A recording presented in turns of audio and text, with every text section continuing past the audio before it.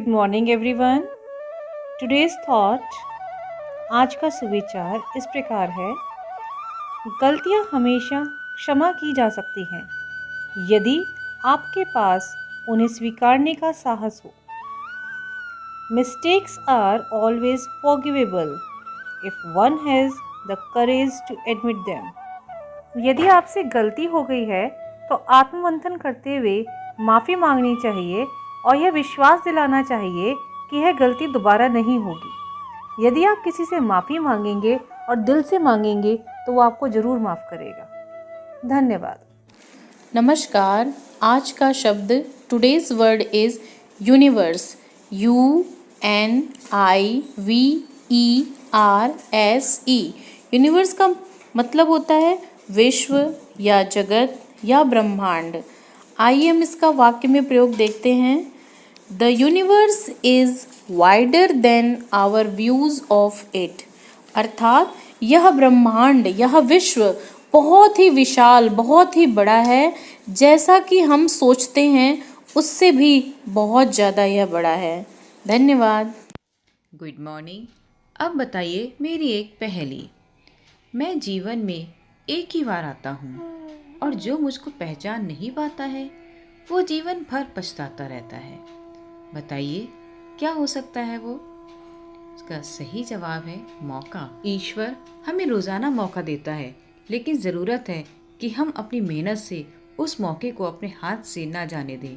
इसलिए मेहनत करते रहो, कामयाबी ज़रूर मिलेगी। ज़रूरत है अपनी मेहनत से सबको चौंकाने की। धन्यवाद। नमस्कार प्यारे बच्चों, जानिए आज का इतिहास मेरे साथ यानी अर्चना पांडे के साथ। आज ही के दिन सन 1905 में लॉर्ड कर्जन द्वारा बंगाल का प्रथम विभाजन हुआ। इतिहास में इसे बंग भंग के नाम से भी जाना जाता है। यह अंग्रेजों की फूट डालो शासन करो वाली गंदी राजनीति का एक अभिन्न अंग था।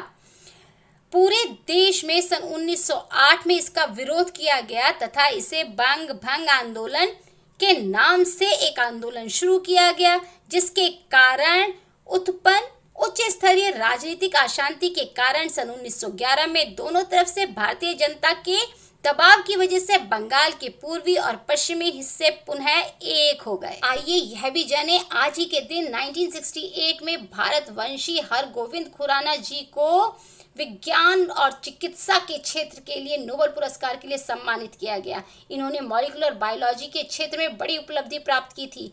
इन्हें जेनेटिक कोड के लिए यह सम्मान प्राप्त हुआ। आज की जानकारी आपको रोचक तथा ज्ञानवर्धक लगी होगी। इसी के साथ नमस्कार। नमस्कार। प्रस्तुत है आज का विशेष 16 अक्टूबर विश्व खाद्य दिवस के। नमस्कार। मिशन अभ्युदय प्रार्थना सभा में टुडेज क्विज। वायुमंडल में सर्वाधिक मात्रा में पाई जाने वाली गैस कौन सी है?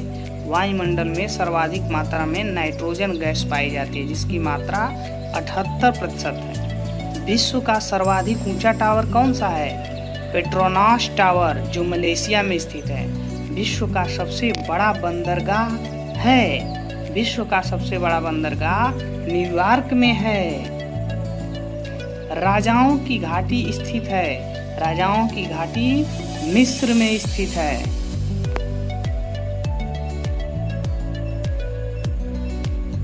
नई दुनिया किस महाद्वीप को कहा जाता है? उत्तरी अमेरिका को नई दुनिया महाद्वीप कहा जाता है। धन्यवाद। गुड मॉर्निंग प्यारे बच्चों। Today's poem is little birdie. What does little birdie say in her nest at peep of day? Let me fly, says little birdie. Mother, let me fly away. Birdie, rest a little longer till the little wings are stronger. So she rest a little longer, then she flies away. What does little baby say in her bed at peep of day? Baby says like little birdie, let me rise and fly away. Baby, sleep a little longer, till the little limbs are stronger. If she sleeps a little longer, baby too shall fly away. Thank you. सुप्रभात न पड़ता और न ही दोस्तों के सामने उसका मजाक बनता। बच्चों, इस किसान की तरह ही हम भी कई बार ज़िंदगी में आने वाली छोटी छोटी बाधाओं को बहुत बड़ा समझ लेते हैं और उनसे निपटने की बजाय तकलीफ़ उठाते रहते हैं और उसे कोसते रहते हैं। ज़रूरत इस बात की है कि हम बिना समय गवाए उन मुसीबतों से लड़ें, और अगर हम ऐसा करेंगे तो चट्टान की तरह दिखने वाली समस्या एक छोटे से पत्थर के समान दिखने लगेगी, जिसे हम आसानी से ठोकर मारकर आगे बढ़ सकते हैं। धन्यवाद। नमस्कार। जन जागरूकता। घर ही बन जाएगा विद्यालय हमारा, हम चलाएंगे ई पाठशाला। ऑनलाइन क्लासेस के अंतर्गत बने व्हाट्सएप ग्रुप पर शिक्षक भेजी गई सामग्री को साझा करेंगे। बच्चों की पढ़ाई निरंतर हो, इसमें अपनी जिम्मेदारी बखूबी निभाएंगे। दीक्षा ऐप का अधिकाधिक उपयोग कर शैक्षिक गुणवत्ता को बढ़ाएंगे। प्रशिक्षण प्राप्त कर शिक्षक स्वयं को और निखारेंगे। प्रतिदिन 11 से 12 बजे आकाशवाणी पर प्रसारित शैक्षिक कार्यक्रम को सुनकर नियमित अध्ययन करेंगे विद्यार्थी। दूरदर्शन पर 9 से 1 बजे तक कक्षावार प्रसारित कार्यक्रम को देखकर रीड अलोंग ऐप अभिभावकों के मोबाइल पर डाउनलोड कराना है। बच्चों के पढ़ने के कौशल में सुधार लाना है। कोविड महामारी के इस समय में किसी भी बच्चे का न हो नुकसान, यही हो उद्देश्य, यही हो संकल्प, यही हो नारा। घर ही बन जाएगा विद्यालय हमारा, हम चलाएंगे ई पाठशाला। धन्यवाद। नमस्कार साथियों, मैं संजीव शर्मा एक बार फिर से आप सभी का स्वागत करता हूं प्रेरणा सूची के आधार पर जारी इस कार्यक्रम में, जहां हम लर्निंग आउटकम को प्राप्त करने के बारे में किस प्रकार की कक्षा शिक्षण की गतिविधियां होनी चाहिए इसके बारे में बात करते हैं। आज हम बात करने वाले हैं प्रेरणा सूची में कक्षा 2 के गणित विषय के एलो कोड M203 के बारे में, अर्थात छात्र 2 अंकों की संख्या को जोड़ना सीख जाते हैं। आइए देखते हैं इस एलो को प्राप्त करने के लिए, इस लर्निंग आउटकम को प्राप्त करने के लिए कक्षा शिक्षण के समय हम किस प्रकार की गतिविधियां करा सकते हैं। यहां बताई गई गतिविधि एक उदाहरण मात्र है। आप इस प्रकार की अन्य गतिविधियां भी अपने विद्यालयों में करा सकते हैं। आज की गतिविधि का नाम है शिक्षकों गिनो और मिलाओ। आप छात्रों के साथ माचिस की कुछ तीलियां साझा करें।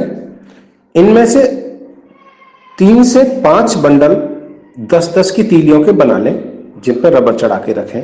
कुछ तीलियां खुली रखें। यदि तीलियां आपके पास उपलब्ध ना हो तो आप लकड़ी, सरकंडे या स्ट्रॉ पाइप भी प्रयोग में कर सकते हैं। चूंकि दार्शनिक पद्धति के आधार पर हमें बच्चों को यह सिखाना है, अर्थात 10 इकाई मिलाकर एक दहाई बनाते हैं। इकाई दहाई से बच्चे पहले से परिचित हो चुके हैं, तो 10 इकाई बराबर एक दहाई। और इस तरह से आप तीलियों से बच्चों को देकर उनको बंडल और खुली तीलियां मिलाकर गिनने को कहें। याद रहे, बंडल खोलना नहीं है, बंडल को 10 के रूप में गिनना है। और इस प्रकार से बच्चे जो भी संख्या गिन रहे हैं उन्हें ब्लैक बोर्ड पर या ग्रीन बोर्ड पर या व्हाइट बोर्ड पर लिखें, और लिखने के बाद फिर उन सभी तीलियों को जोड़ें। चित्र के अनुसार संख्याओं को लिखने को कहें, और जो भी जोड़कर उत्तर आए उसे इसी प्रकार से लिखने को कहें। छात्रों को 3 से 4 बार यह प्रैक्टिस कराएं।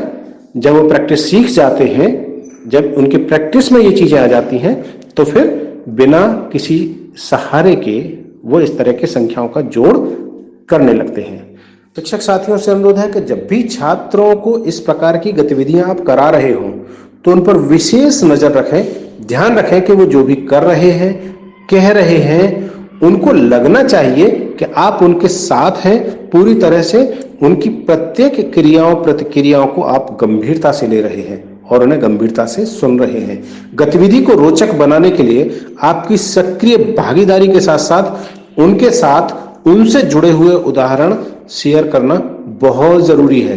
तो कराते रहें गतिविधियां और प्राप्त करें प्रेरणा लक्ष्यों को, क्योंकि हम बनाएंगे प्रेरक प्रदेश उत्तर प्रदेश। जय हिंद, जय शिक्षा। सुन सुन मेरी नन्ही सुन, सुन सुन सुन मेरी मुन्नी सुन, ज्ञान की गंगा बहे, प्रदेश ये प्रेरक बने। सर्वांगीण विकास हो, उन्नयन की बात हो, अभ्युदय की बात हो, शिक्षकों का साथ हो, बात हो उत्कर्ष की, अधिगम के परिणाम की। अब न कोई छूटेगा, बच्चा बच्चा